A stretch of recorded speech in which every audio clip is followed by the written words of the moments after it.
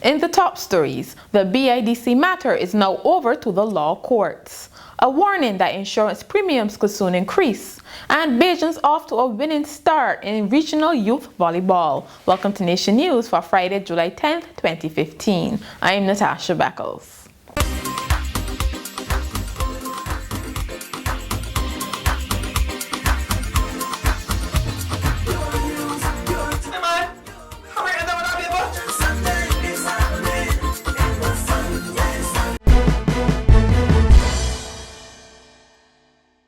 The involuntary retirement of 10 Barbados Investment and Development Corporation workers is now over to the law courts. The BIDC decided to go this route after 8 hours of talks with the National Union of Public Workers failed to produce a resolution on Thursday night.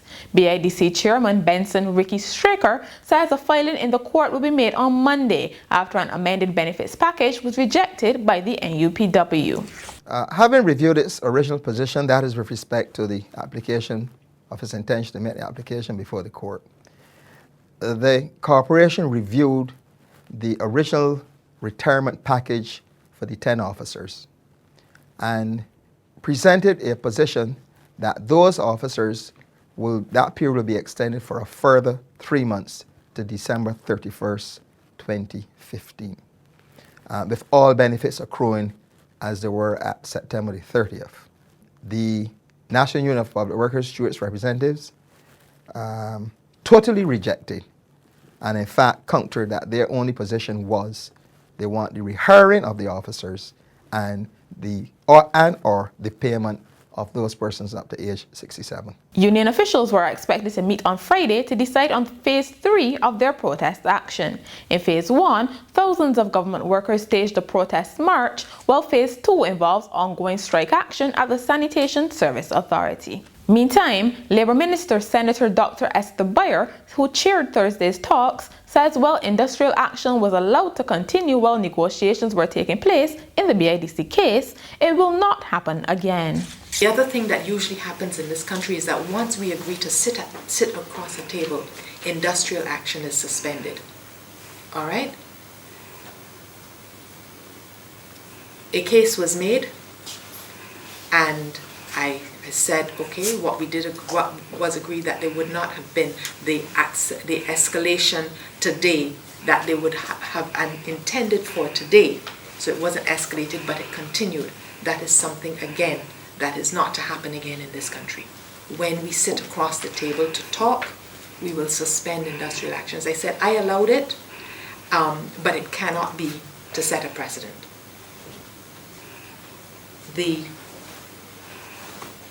When we sit at the table,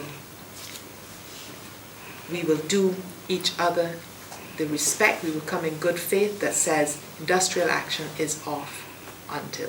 Building number 6 in the Harbour Industrial Estate was evacuated on Friday after more than a dozen workers reported feeling unwell after smelling a gas-like odor.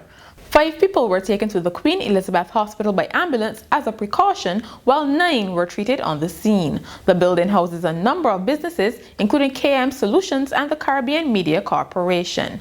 Workers were taken to a nearby pasture until the all-clear was given. The source of the odor was not known up to news time.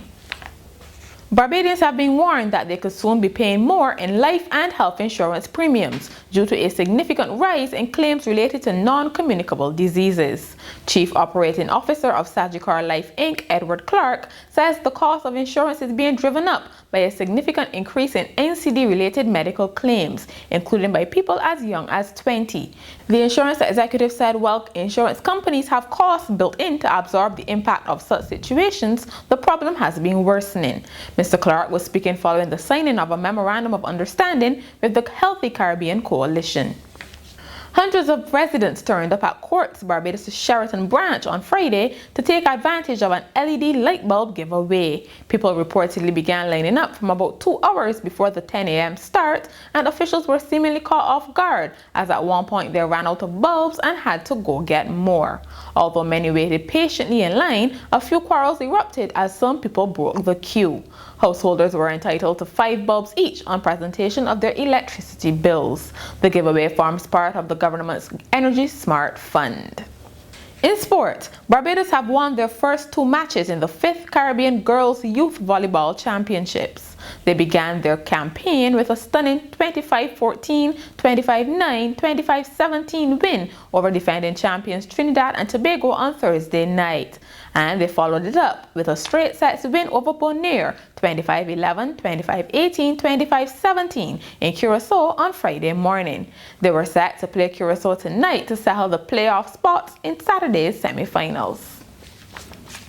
And finally, a Labrador in Pennsylvania has some pretty unusual taste buds. A veterinarian found 62 hair bands, 8 pairs of underwear, and a bandage in the dog's stomach during exploratory surgery. Last week's procedure lasted 2 hours, and the vet and his technician were shocked at the items that were pulled out. The dog's owner says Tiki once swallowed a plastic foam dart, but that passed through its system naturally. And that's Nation News for Friday. For more, log on to nationnews.com as well as YouTube, Facebook, and Twitter. Remember to pick up your papers over the weekend or subscribe to our e-paper. And look out for our weekend buzz a little later. Thank you so much for joining us.